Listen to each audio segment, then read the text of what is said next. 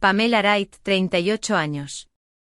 Durante toda mi vida, creí que la familia era el único lugar en el que siempre se podía confiar. Pero una llamada telefónica a principios de octubre sacudió esa creencia hasta la médula. Mi madre llamó con la voz temblorosa. No podemos permitirnos celebrar la Navidad este año. El dinero está muy justo. Incluso podríamos perder la casa. Un sentimiento de culpa me invadió. La Navidad en nuestra casa de Madrid siempre había sido un gran acontecimiento. Pavo asado, 1000 hojas, todo lo necesario. Accedí a dejarlo pasar, convencida de que realmente estaban pasando apuros. Pero justo después de la Navidad, mientras navegaba por Instagram, apareció una publicación de mi madre. Una fiesta fastuosa con música en vivo, un buffet gourmet y una barra de cócteles, todo dentro de su casa. Se me cayó la mandíbula. Mi marido se inclinó, entrecerrando los ojos hacia el teléfono. ¿No dijeron que no habría fiesta? Sentí un nudo en el estómago. Les había enviado 3000 euros para cubrir el alquiler. Abrí la aplicación de transferencias, miré la transacción y pulsé reembolsar, escribiendo devolver al remitente. Me temblaban las manos, la ira se mezclaba con el alivio. 15 minutos después, el nombre de mi padre apareció una y otra vez en mi pantalla. Llamada tras llamada. Dejé que sonara. Una pregunta retumbaba en mi cabeza. ¿Qué estaban ocultando? ¿Y por qué sintieron la necesidad de montar una mentira tan cruel? ¿Y tú? ¿Alguna vez has descubierto un secreto en tu propia familia que te haya hecho sentir traicionado /diagonal? Comparte tu historia en los comentarios. Realmente quiero escucharla. Una semana antes de esa llamada, todavía estábamos hablando de los planes para la Navidad. Cada mes de noviembre mi familia se reunía en la antigua casa de mis padres en Madrid para una verdadera celebración navideña. Mi madre y mi padre convertían su comedor en una zona de festín. Pavo dorado asado, puré de patatas cremoso con salsa, tarta de manzana recién salida del horno. El famoso relleno de pan de maíz de mi padre y la cazuela de judías verdes que había perfeccionado a lo largo de los años. Nos apretujábamos alrededor de su mesa de roble, primos y tías compartiendo historias. Los niños escabulléndose para coger más tarta, y alguien siempre empezando un juego de mesa que terminaba en risas o discusiones. Mi madre se afanaba con la decoración de la mesa, insistiendo en servilletas de tela, mientras mi padre trincharaba el pavo como si fuera una ceremonia. Me encantaban esos días, el caos, la calidez, el sentimiento de pertenencia. Este año, estaba lista para llevar mi cazuela y quizás probar una nueva receta de salsa de arándanos. Mi marido, Quique, ya bromeaba con la idea de comer sobras durante una semana, su forma de decir que lo esperaba con ilusión. Entonces llamó mi madre. Su voz sonaba apagada, no su habitual tono animado. Pamela, estamos en una situación difícil, dijo, haciendo una pausa como si le doliera admitirlo. No podemos permitirnos celebrar la Navidad este año. El alquiler está atrasado y podríamos perder la casa. Me quedé helada, con el teléfono pegado a la oreja. Su casa era su orgullo, un lugar antiguo y crujiente que alquilaban desde hacía décadas, lleno de recuerdos, cenas de Navidad, fiestas de cumpleaños, incluso mi celebración de graduación de secundaria. Me los imaginé empacando, dejándolo todo atrás. ¿Cuánto necesitáis?, pregunté con el pecho oprimido. Ella vaciló, luego dijo, 3000 euros cubrirían los gastos. Tragué saliva. Era una gran parte de nuestros ahorros, dinero que Quique y yo habíamos estado guardando para un coche nuevo. Pero esto era la familia. No podía dejar que perdieran su hogar. Soy jefa de oficina en un pequeño bufete de abogados en Madrid, lidiando con papeles y organizando horarios. Quique trabaja como ingeniero de software y nos va bien, pero el dinero siempre es escaso. Las hipotecas, la compra y las reparaciones inesperadas del coche consumen la mayor parte de nuestro presupuesto. 3000 euros no eran calderilla. Eran meses de ahorros cuidadosos, saltándose cenas fuera y renunciando a ropa nueva. Esa noche me senté con Quique en la mesa de nuestra cocina, con el portátil abierto en nuestra cuenta bancaria. Mis padres necesitan ayuda, dije explicando la llamada de mi madre. Quique se recostó frotándose el cuello. Es mucho, Pam, dijo con voz suave pero preocupada. ¿Estás segura de que lo necesitan? Asentí pensando en el tono tenso de mi madre. Nunca lo habían pedido antes, le dije. Debe ser serio. Quique suspiró pero accedió confiando en mi juicio. Sentí una mezcla de culpa y deber, culpa por tocar nuestros ahorros, deber de ayudar a las personas que me criaron. Abrí nuestra cuenta de ahorros, mirando los números. 3.000 euros eran un golpe al estómago, pero se los transferí a mi madre a través de la aplicación de transferencias, mis dedos vacilaron antes de pulsar enviar. La aplicación emitió un pitido confirmando la transacción. Minutos después mi madre envió un mensaje: gracias, Pamela. Significa mucho. Lo usaremos para el alquiler.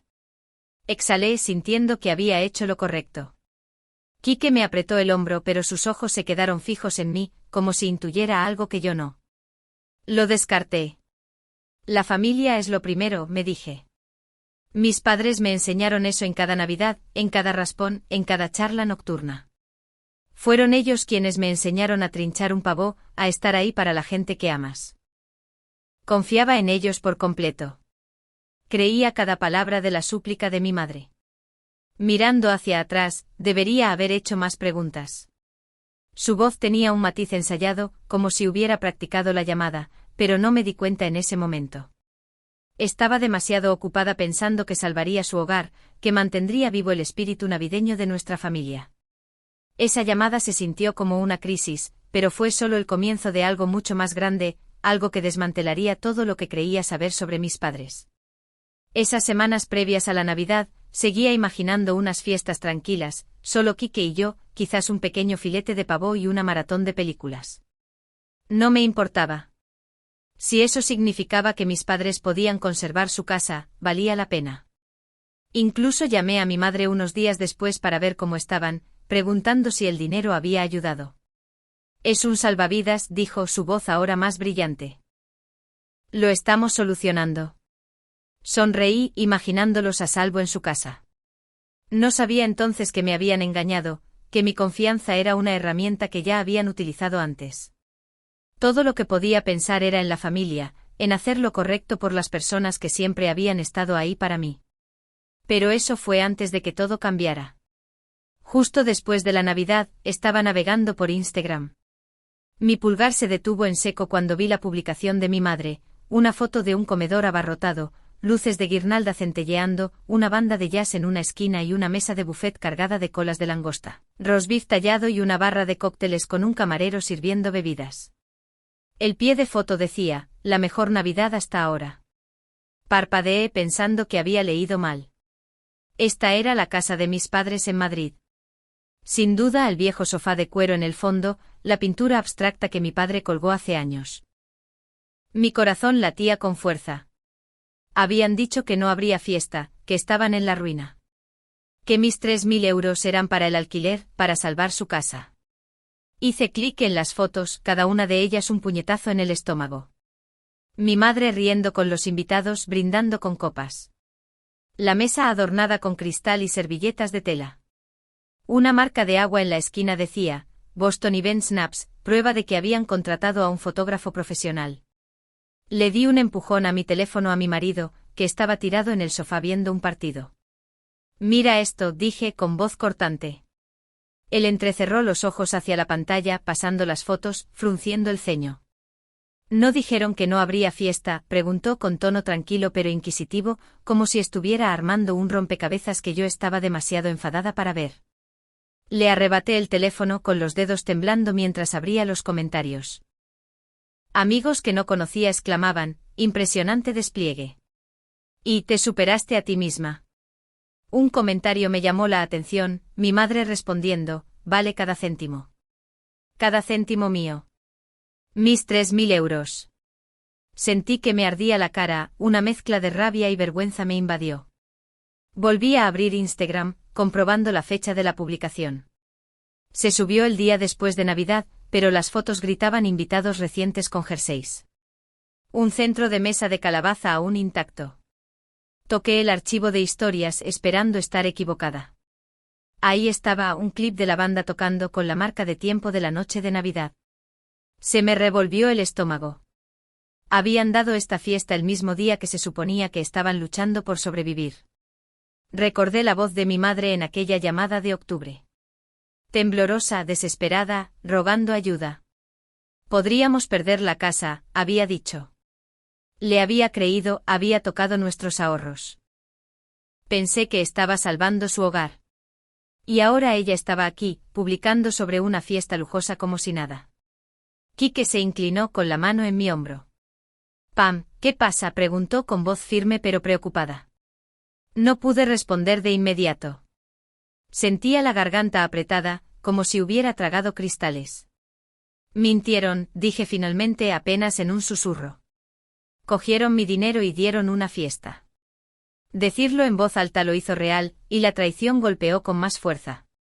Pensé en todas las navidades que habíamos pasado en esa casa.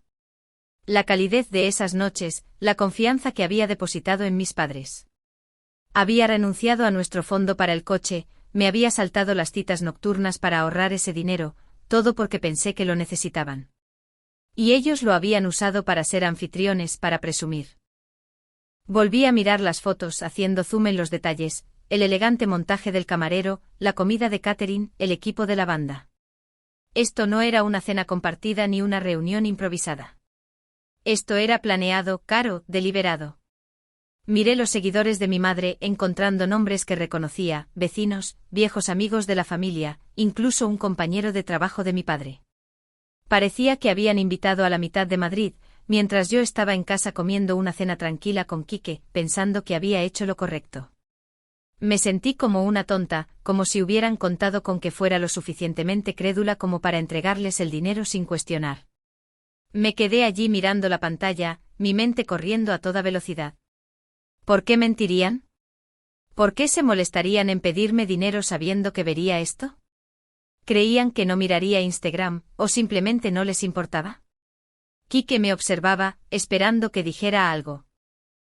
¿Qué vas a hacer?, preguntó con voz baja, como si supiera que estaba al borde de algo grande. Todavía no tenía respuesta, pero sabía que no podía dejarlo pasar. Pensé en el mensaje de mi madre después de que le enviara el dinero. Significa mucho.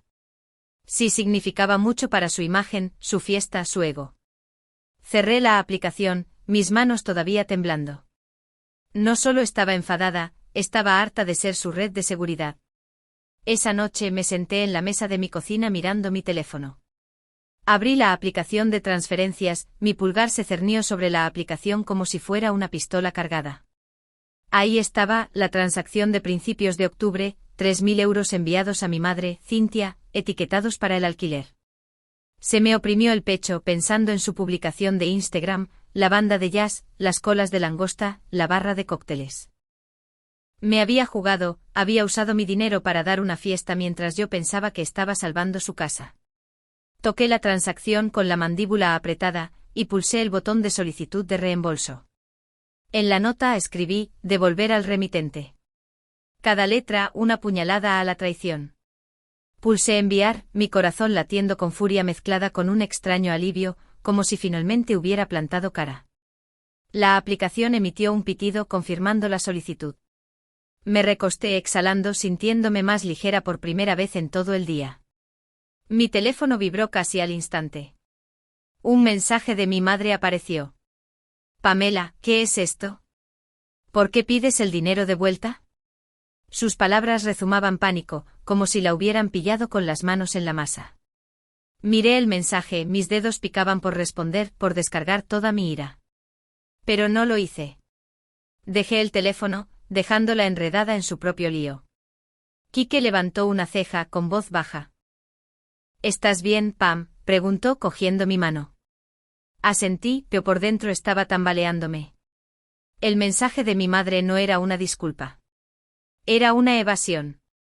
Un intento desesperado de mantener la mentira. No iba a caer esta vez. Entonces llamó mi padre, Gary. Su nombre apareció en mi pantalla 1, 2, 3 veces en 10 minutos. Dejé que sonara, cada llamada perdida era un ladrillo en el muro que estaba construyendo entre ellos y yo. Dejó un mensaje de voz con voz tensa. Pamela, llámame. Tenemos que hablar de esto.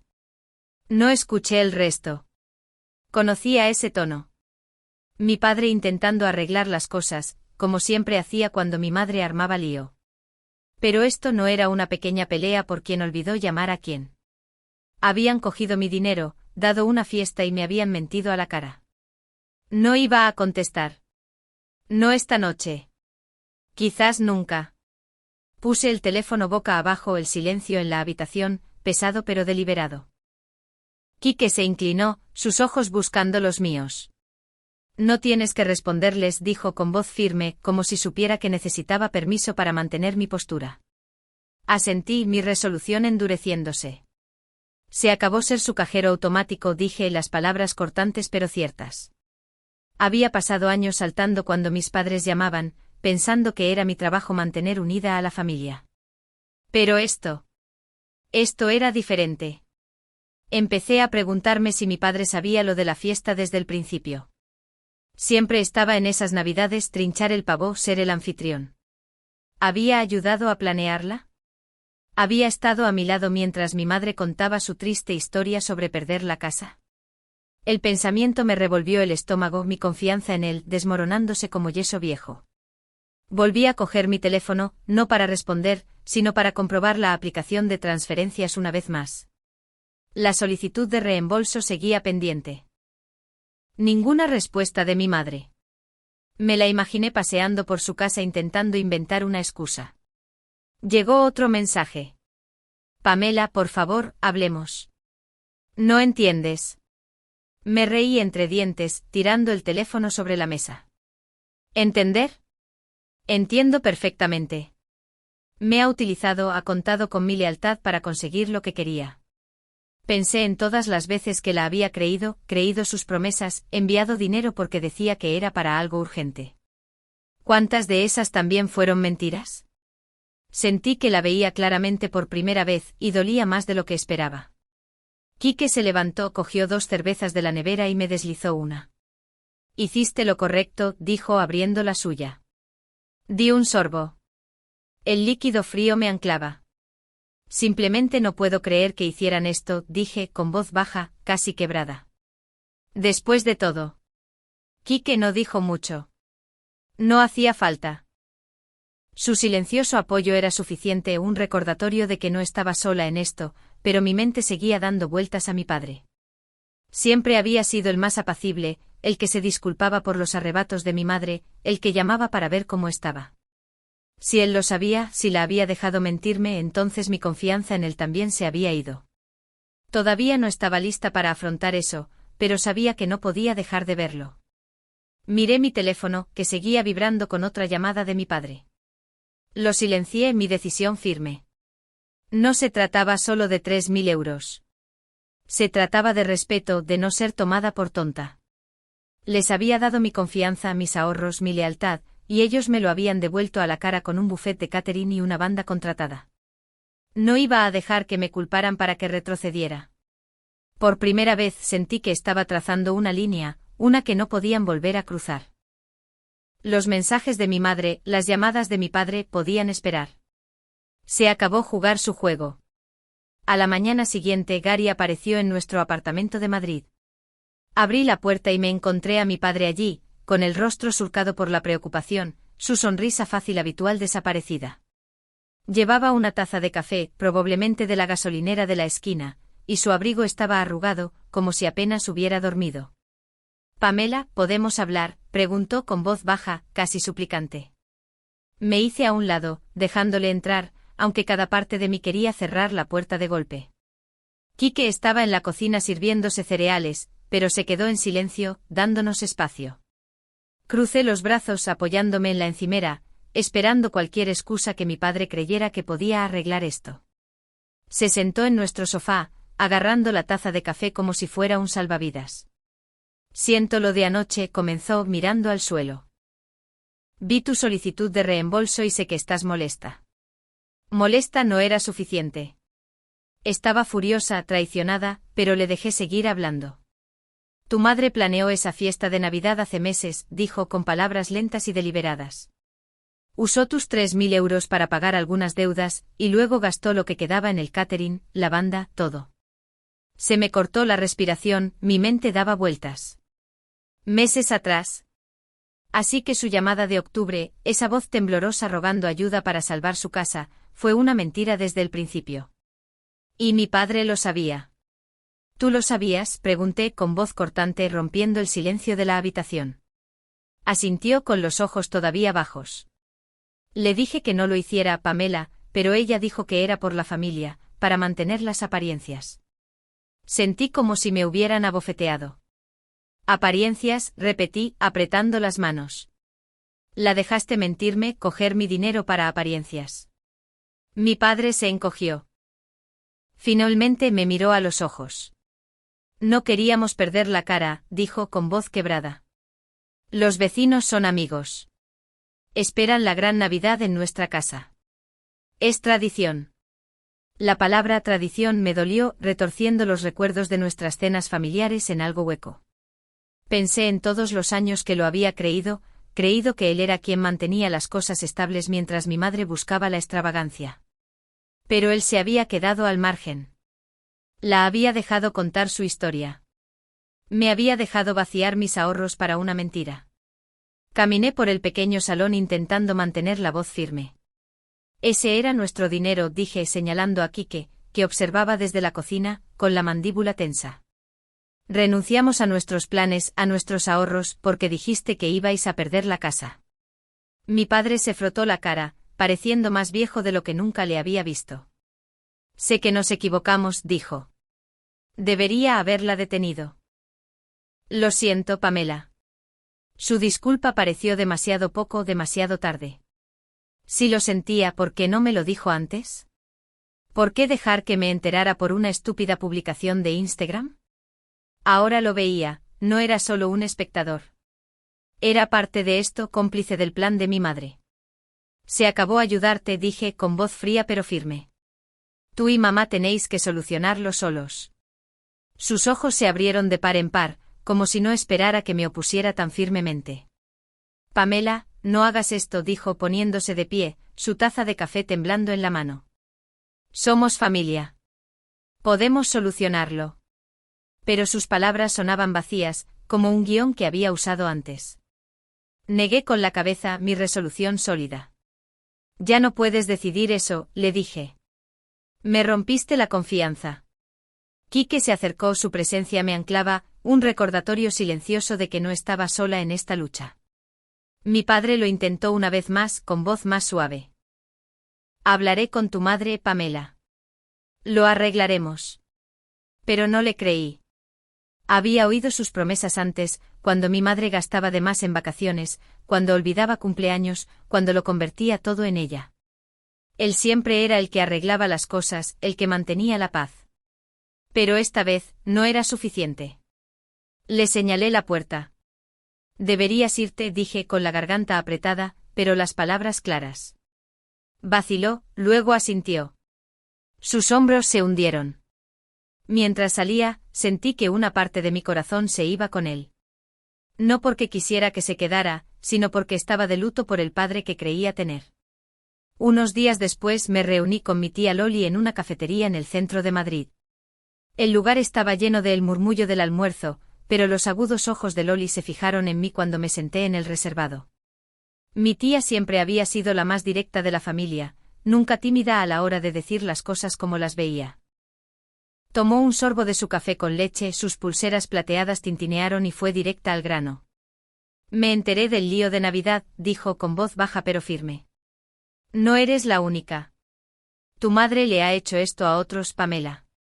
Me incliné hacia adelante, mi café intacto, asintiendo ante la idea de que esto no era solo cosa mía.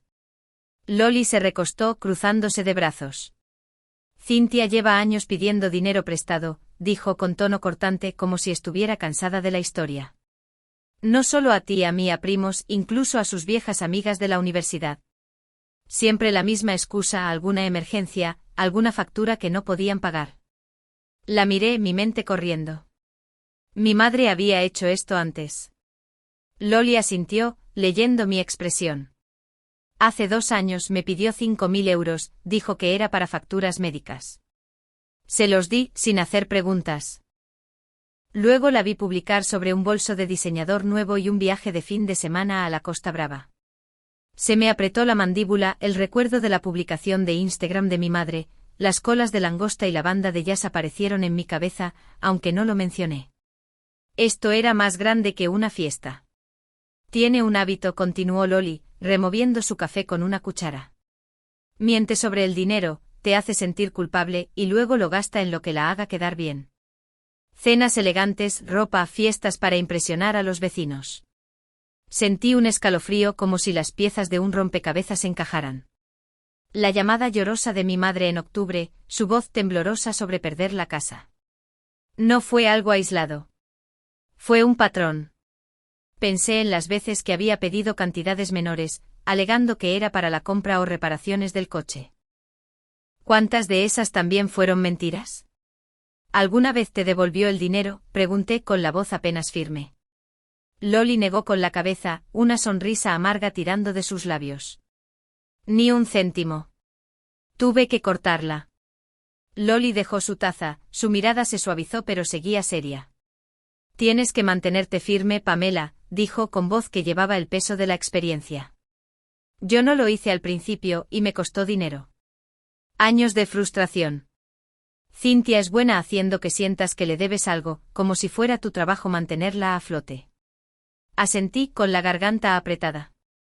Había sentido esa culpa toda mi vida, cada vez que mi madre llamaba, cada vez que insinuaba que necesitaba ayuda.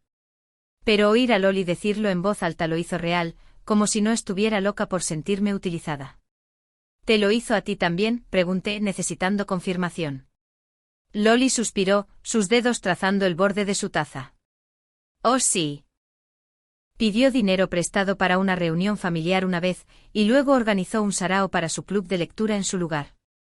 Me enfurecí, pero lo dejé pasar. No cometas mi error.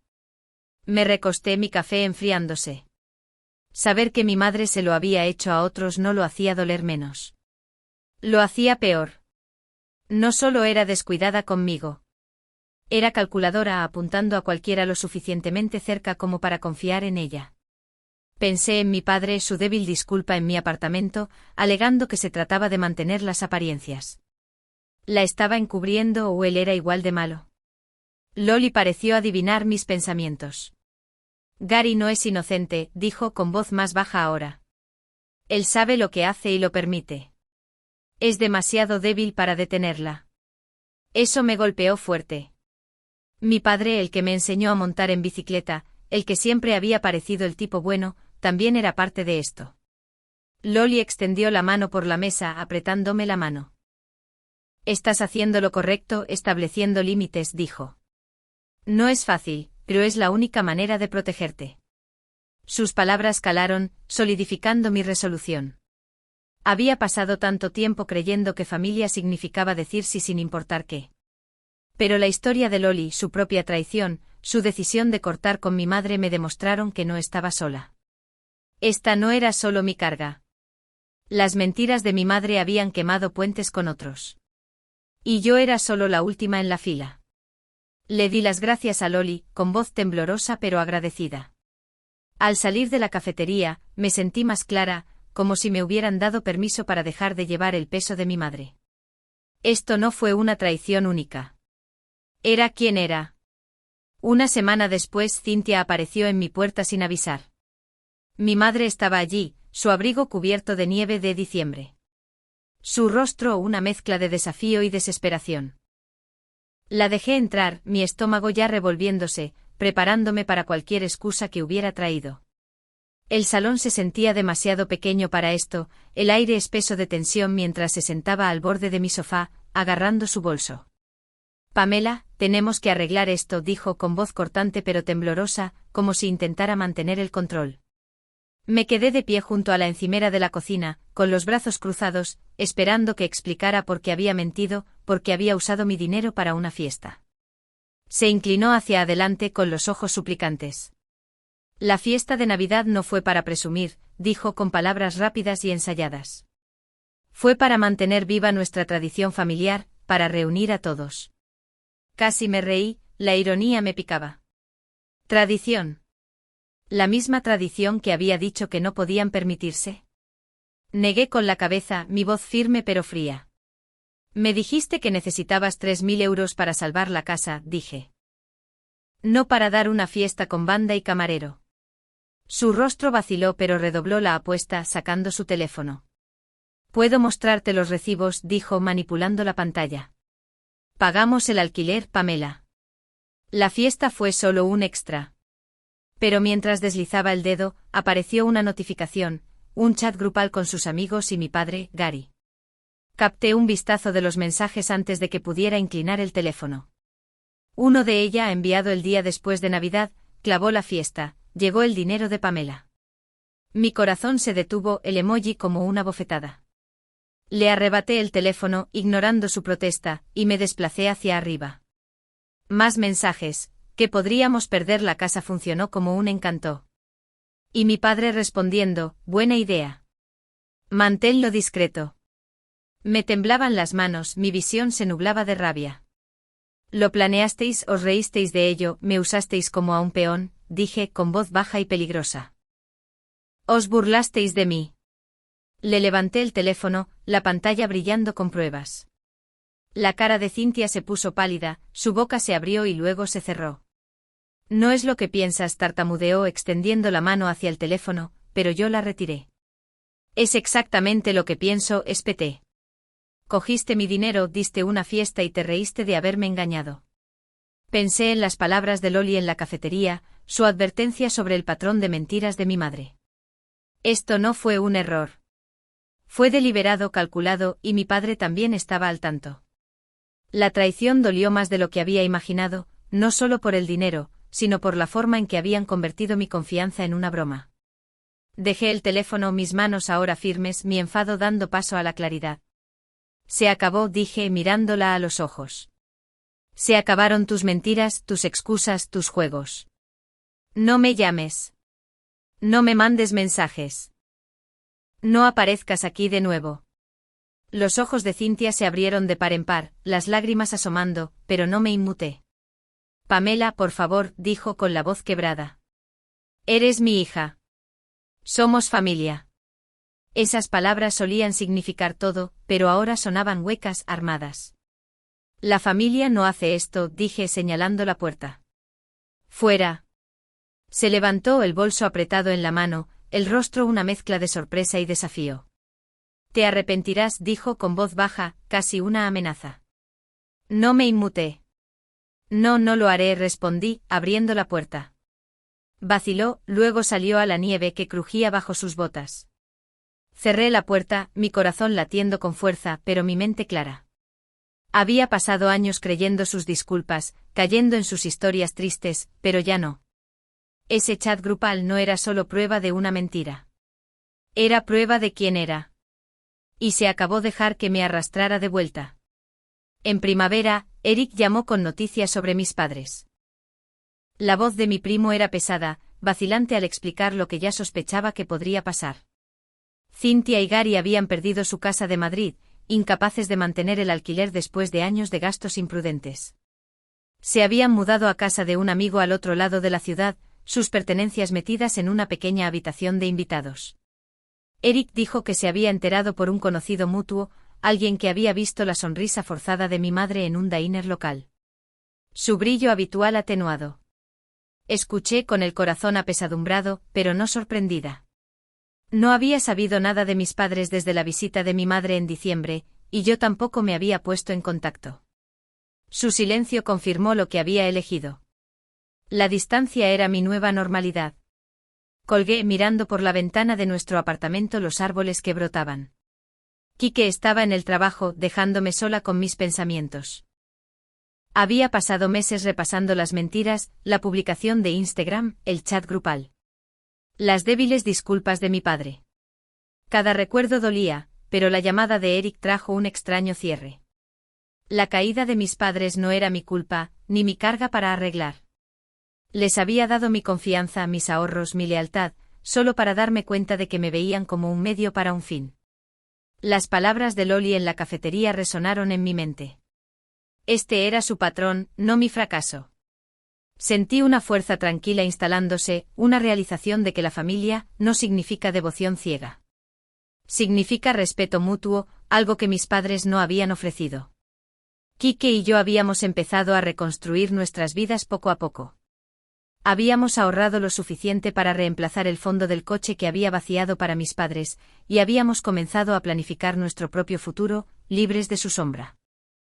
Ese noviembre organizamos nuestra primera Navidad en nuestro apartamento. Era pequeña, solo nosotros, un pavo asado, puré de patatas y una pila de juegos de mesa que jugamos hasta medianoche. La mesa era sencilla, sin banda de jazz ni copas de cristal, pero se sentía honesta. Nos reímos jugando al Scrabble, discutiendo sobre palabras inventadas. Y por primera vez en años me sentí sin cargas, como si estuviera construyendo algo real. Pensé en las antiguas Navidades en la casa de mis padres, las que creía que eran sobre amor, pero que en realidad eran sobre apariencias. Nuestra nueva tradición era diferente, pequeña, desordenada, pero verdadera. Mirando hacia atrás, vi la lección claramente. La amabilidad no es una deuda que otros puedan explotar. Es una elección, una que podía ofrecer o retener.